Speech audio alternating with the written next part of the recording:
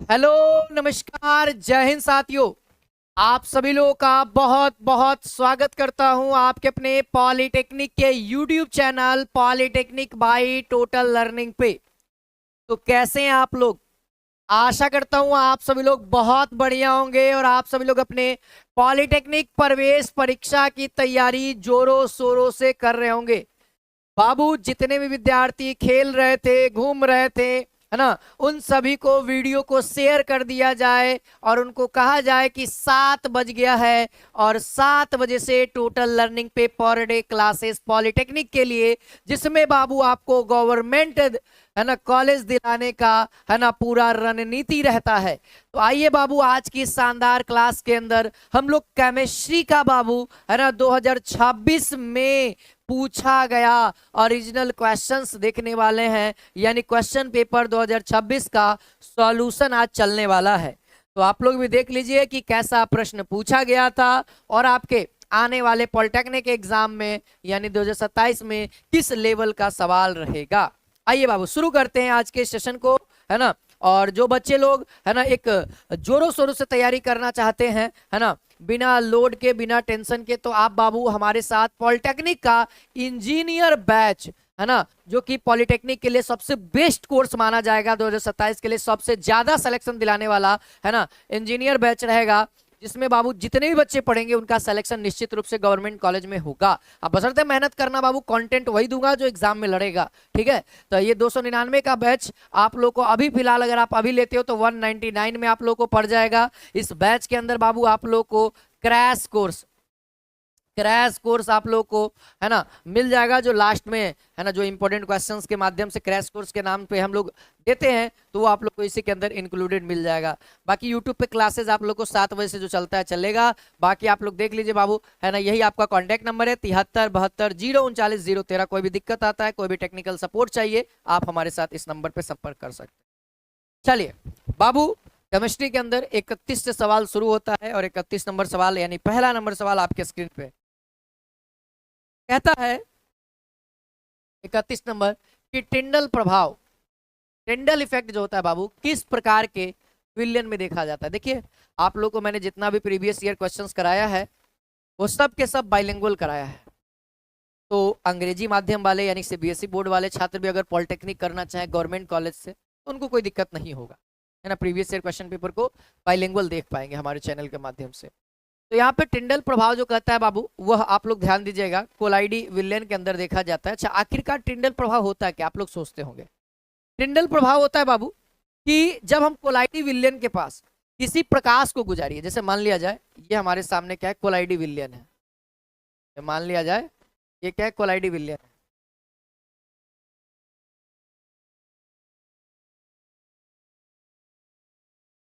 ठीक है, ये हमारे सामने क्या है, कोलाइडी विलयन है ना, कोलाइडी विलयन है। अब कोलाइडी विलयन है बाबू, तो अगर मान लिया जाए कोई टॉर्च, है ना, कोई टॉर्च से ये लाइट हमने दिया, आगे जाके क्या हो जाएगा, लाइट एकदम पूरा फैल जाएगा। लाइट क्या हो जाएगा, एकदम पूरा फैल जाएगा। इसी को टिंडल इफेक्ट कहते हैं। इसी को हम लोग क्या कहते हैं, टिंडल प्रभाव या टिंडल इफेक्ट कहते हैं।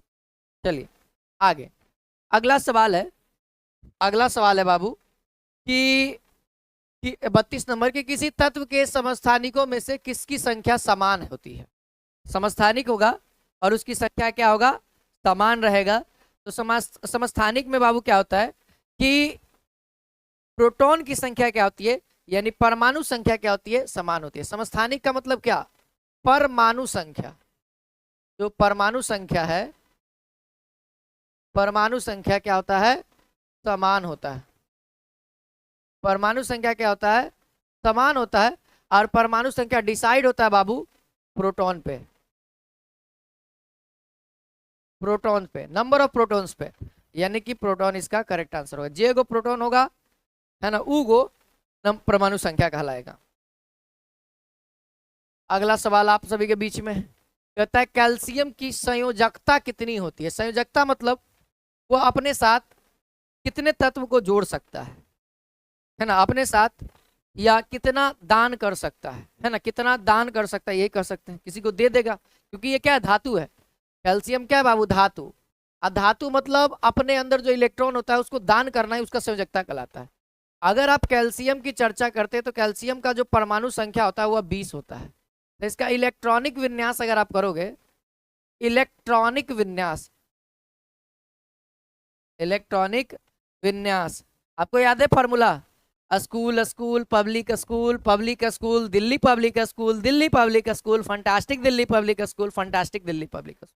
एस को 1 से गिनती करेंगे, पी को 2 से गिनती करेंगे और टी को 3 से, आई एफ को 4 से, लगातार लिखते चल जाएंगे। देखो डायरेक्टली अगर बोले दो, है ना, 2 हो जाएगा, 8 हो जाएगा, है ना, फिर उसके बाद 8 होगा और फिर उसके बाद 2 होगा। यानी देखा जाए अंतिम कक्षा में 2 इलेक्ट्रॉन है और यही इसका क्या हो जाएगा? संयोजकता होगा। यही इसका क्या होगा? संयोजकता होगा।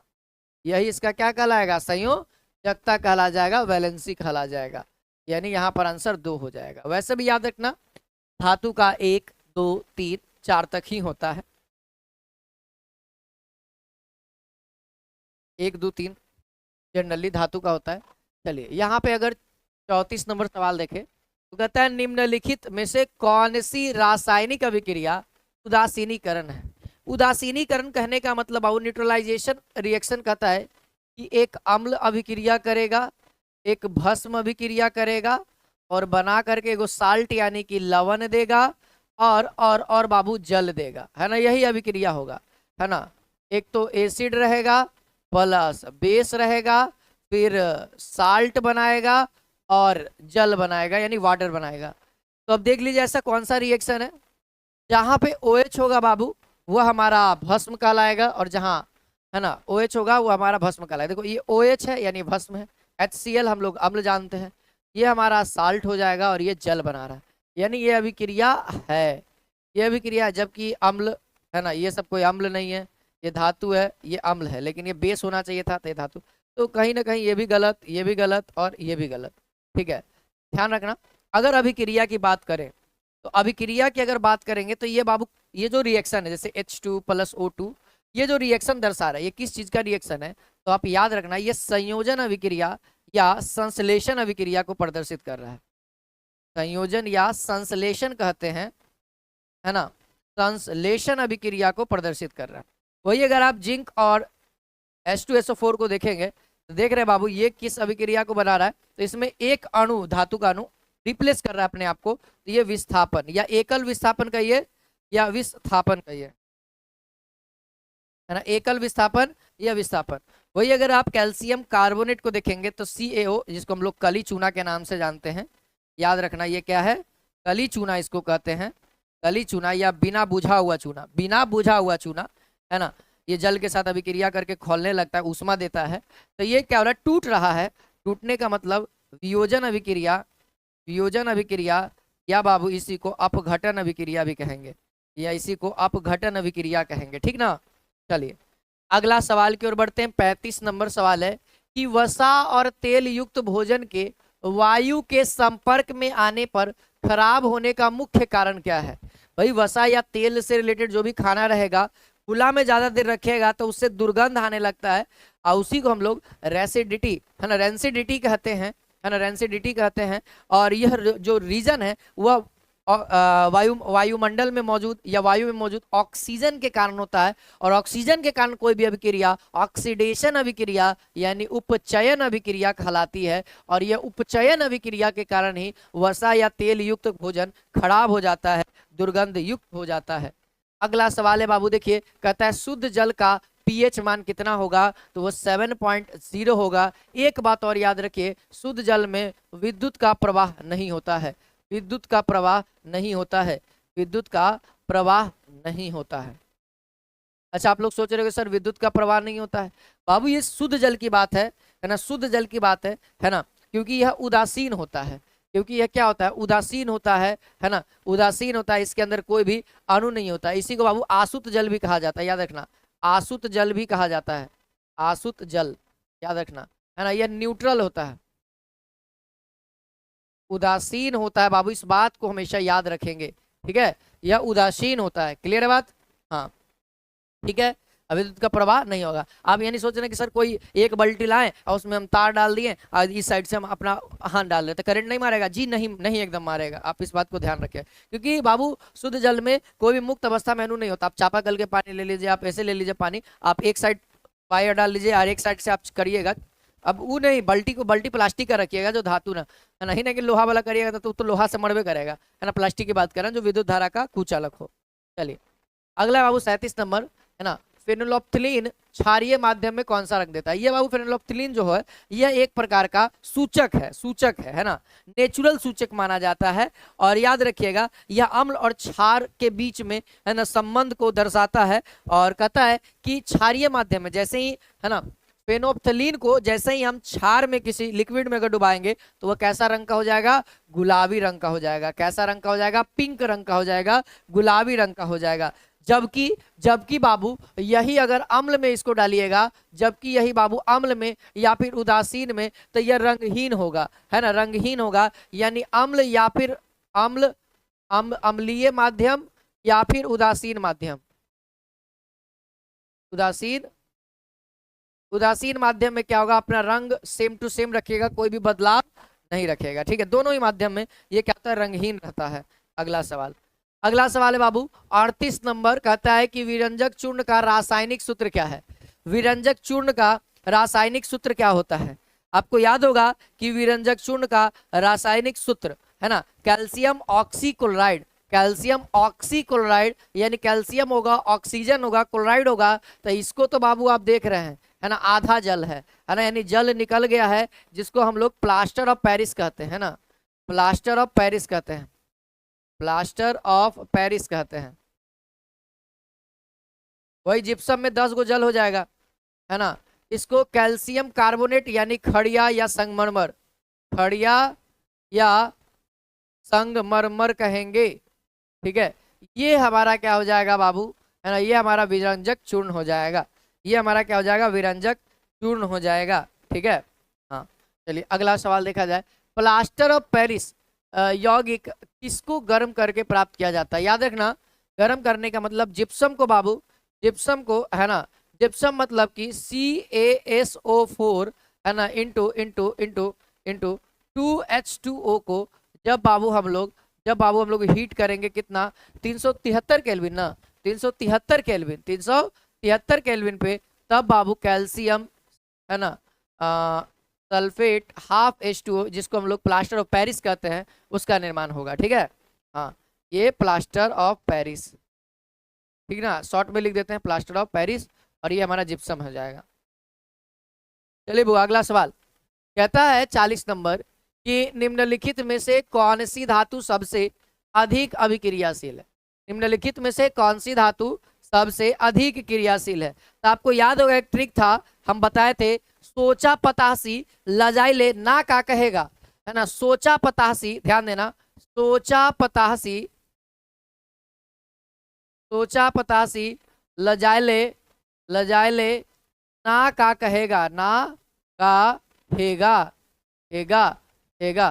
तो सो से सोना हो जाएगा, है ना, चा से चांदी हो जाएगा, प से पारा हो जाएगा, त से कौन हो जाएगा? तांबा यानी कॉपर, ह से हाइड्रोजन, सी से सीसा, है ना, ल से लोहा, है ना, जा से जिंक, है ना, एले से एल्युमिनियम, ना से सोडियम, का से कैल्शियम, और हे से पोटेशियम।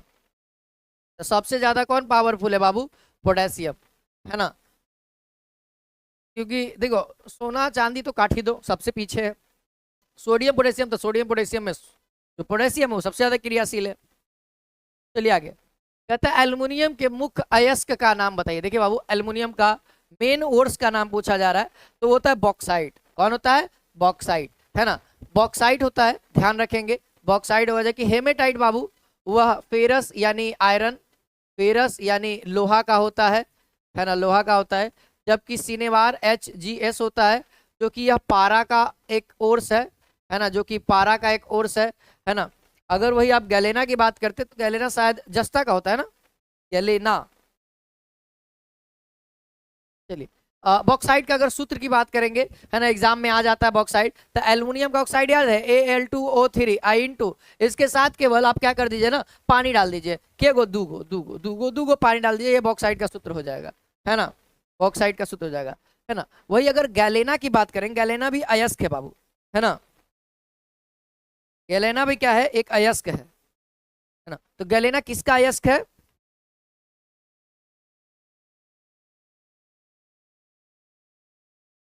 चलिए, हाँ देखिए बाबू, गैलेना जो होता है बाबू, ये ना कॉपर का नहीं, मैंने कॉपर बोला था नहीं ना, यह लेड का सल्फाइड है, और ये सीसा का होता है, सीसा सीसा, इसको हम लोग लेड के नाम से जानते हैं ना, लेड, है ना, पीवीएस सूत्र भी दे दिया मैं, ठीक है, हाँ ध्यान रखना। अच्छा, हेमेटाइट का सूत्र अगर आपसे पूछ दे तब, तो चलो, तो आप लोग ध्यान देना, हेमेटाइट का सूत्र होगा,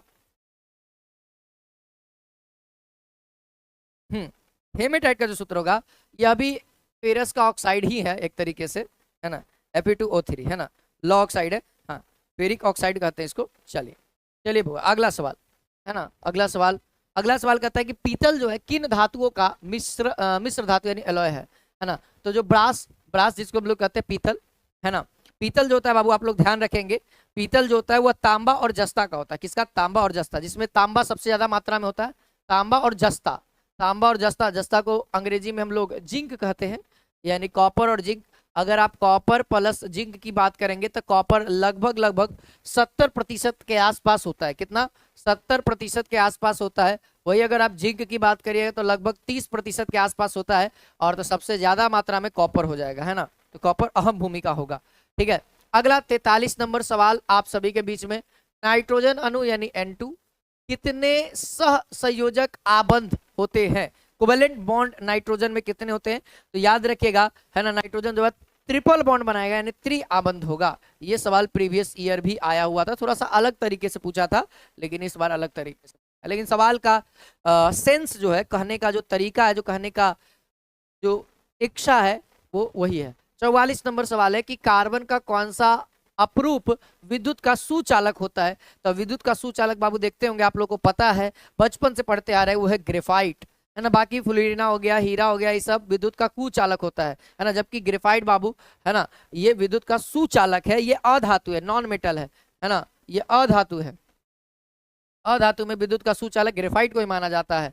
चलिए अगला बाबू, है ना, कहता है कि समजातीय श्रेणी, है ना, जो कि किन्हीं दो क्रमागत सदस्यों के बीच आणविक द्रव्यमान का कितने का अंतर होता है ना, कितने का अंतर होता है? तो याद रखिए अब दो क्रमागत, है ना, दो क्रमागत सदस्यों के बीच अगर, है ना, अगर हम लोग है ना समजातीय श्रेणी की बात करें, यानी CH2 का अंतर, है ना, देखिए अगर जैसे हम बात करें, ये CH2 है ना, CH2 हो गया, ये अगर मान लेते हैं इसके अंदर, तो बाबू कितना हो जाएगा? तो आप ध्यान रखेंगे, 12 इंटू 12 प्लस क्या हो जाएगा, सॉरी 12 इंटू 2 प्लस 1, है ना, 2 इंटू 1 यहाँ कितना हो जाएगा, यहाँ कितना हो जाएगा, यहाँ कितना हो जाएगा, आप देखेंगे तब 12 दू कितना हो जाएगा, 14, टोटल कितना हो जाएगा, 14 को ऐसे भी डायरेक्ट भी याद रखें कि ये ज्यादा लेंदी सवाल है, समझाती है श्रेणी से, है ना। अभी तक से आप लोग देख रहे हैं, एक सवाल आप लोग को थोड़ा सा डिफिकल्ट लगा होगा, आगे देखिए, साबुनीकरण अभिक्रिया में कौन सा मुख्य उत्पाद बनाता है?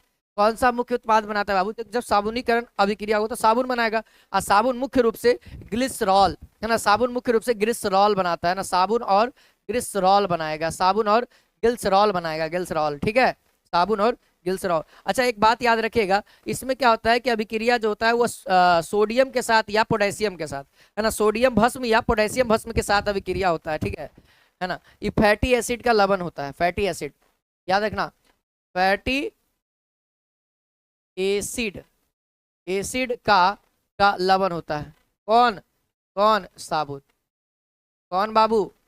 साबुन, फैटी एसिड का लवण होता है। आगे आप पोटेशियम या सोडियम का लवण भी बोल सकते हैं। चलिए आगे, 43 कहता है बाबू कि मेंडलीव के आवर्त सारणी में तत्वों के किस गुण पर आधारित है?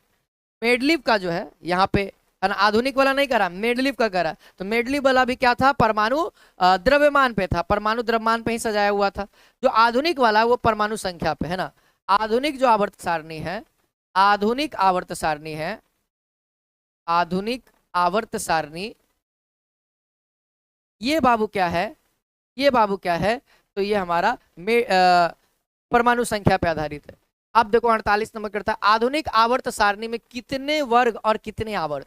वर्गों की संख्या अगर आप आधुनिक आवर्त सारणी में जाइएगा तो 18 गो है ना, ऐसे ऐसे जो 1 2 3 ऐसे करके होगा 18 गो। और जबकि आवर्त ये 1 हो गया, ये 2 हो गया। इसी तरीके से अगर आधुनिक की बात करते हैं तो आधुनिक में 18 गो वर्ग हो जाएगा और 7 गो आवर्त हो जाएगा, यानी ऑप्शन नंबर बी आपके सामने दिख रहा होगा। ठीक है, चलिए, है ना।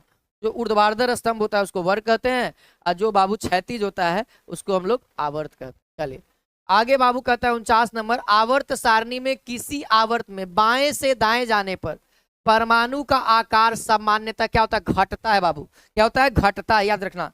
आवर्त सारणी में अगर हम इस साइड का है बायां है, इस साइड क्या है हमारा बायां हाथ है, और इस साइड क्या हमारा दायां हाथ है, दायां हाथ है। तो जब आप बायां से दायां जाइएगा तो क्या होगा, घटेगा, है ना। ये आवर्त की बात है, आवर्त में, है ना, आवर्त, क्योंकि बायां से दायां आवर्त में ही जा सकते हैं ना। वही अगर वर्ग में कहेगा तो वर्ग में कहेगा ऊपर से नीचे, जब नीचे जाएंगे तो क्या होगा, बढ़ेगा। जो चीज बाबू वर्ग में ऊपर से नीचे जाने पर बढ़ता है, वो चीज बाबू आवर्त में बायां से दायां जाने पर घटेगा। तो याद रखना, परमाणु आकार के बारे में क्या हो जाएगा, घटता है, जबकि वर्ग में बाबू क्या हो जाएगा, बढ़ जाएगा। वर्ग में ऊपर से नीचे जाइएगा तब बढ़ेगा। चलिए C2H5OH का IUPAC नेम पूछा जा रहा है। C2H5OH ये देखा जाए अल्कोहल है, अल्कोहल है। इसका IUPAC नेम क्या हो जाएगा, देखिएगा बाबू, तो ये इथेनोइक अम्ल तो होगा नहीं, है ना, ऑल होगा, ऑल होगा, ऑल होगा। देखो मेथनॉल में क्यों कार्बन होता है, यहाँ पे देखिएगा तो 1 कार्बन होता है। एथेनॉल में यहाँ पे देखिएगा तो 2 कार्बन होगा, है ना। प्रोपेन में प्रॉप होता है, प्रॉप मतलब 3 कार्बन। तो कार्बन की संख्या कितना है, 2 है। तो आप इस आधार पे बाबू तुरंत ऑप्शन को टिक आउट कर सकते हैं, एथेनॉल, है ना, जो कि बाबू एक ईंधन है। क्या है, ये एक प्रकार का बायो ईंधन है, जैव ईंधन है। तो हम लोग क्या कहते हैं, जैव ईंधन, जो कि अभी बहुत ज्यादा मार चल रहा है इसके ऊपर, है ना, बहुत बड़ा कंट्रोवर्सी वाला टॉपिक है ना। जबरदस्ती हम लोग को जैव ईंधन दिया जा रहा है कि नहीं। 51 नंबर सवाल है बाबू कि लोहे के जंग लगने से बचाने के लिए उस पर जस्ते की परत चढ़ाने की प्रक्रिया को कहते हैं, चढ़ाने की प्रक्रिया को कहते हैं। लोहे के ऊपर जंग न लगे उसके लिए एक गैल्वेनीकरण होता है, गैल्वेनीकरण विधि होता है, जिससे हम लोग जस्ता का एक लेयर चढ़ा देते हैं। और जस्ता का लेयर चढ़ता है तो लोहा जो होता है ऑक्सीजन या आर्द्र यानी कि नमी से दूर हो जाता है, और इस प्रोसेस को हम लोग गैल्वेनीकरण कहते हैं। क्या कहते हैं, गैल्वेनीकरण कहते हैं, ठीक ना। चलिए अगला सवाल बाबू 52 नंबर सवाल कहता है कि निम्नलिखित में से कौन सी एक उत्कृष्ट गैस यानी नोबेल गैस नहीं है। तो नोबेल गैस नहीं है, नोबेल गैस बाबू वर्ग 18 के अंदर जितने भी तत्व हैं, हमने लिया न कर्ज रब से फरियाद देंगे। हे नेहा,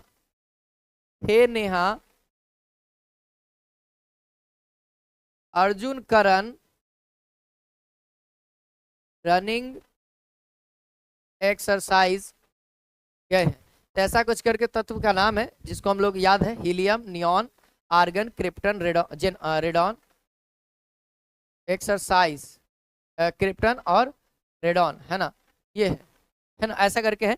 ये तत्व है बाबू, जो क्या है बाबू, ये जितने भी तत्व है आपके सामने, ये सब के सब क्या है, वर्ग 18 के तत्व उत्कृष्ट गैसों में आते हैं। ये नाइट्रोजन हमारा उत्कृष्ट गैस नहीं आएगा, ये नाइट्रोजन परिवार का होता है, नाइट्रोजन परिवार का होता है। इसके अंदर और भी तत्व हैं, नाना पाटेकर, ऐश्वर्या, सब बीमार, नाना पाटेकर, ऐश्वर्या, सब बीमार। नाना मतलब नाना, पाटेकर पोटेशियम, है ना, ऐश्वर्या सब बीमार, यानी ये तत्व है बाबू नाइट्रोजन परिवार का, ये तत्व है नाइट्रोजन परिवार का, ठीक है।